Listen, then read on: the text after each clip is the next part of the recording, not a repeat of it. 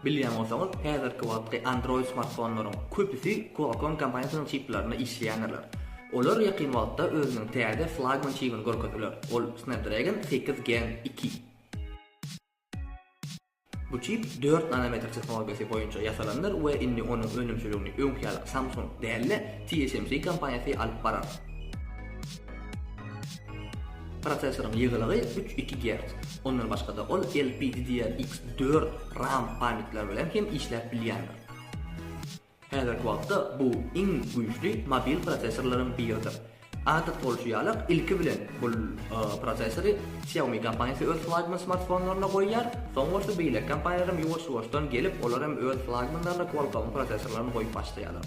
Şoň üçin ýakynda nisipata ýanwarda ýa-da fevralda täze Xiaomi Mi 13 seriýa smartfonlaryna biz ýa bu çypy görüp biler.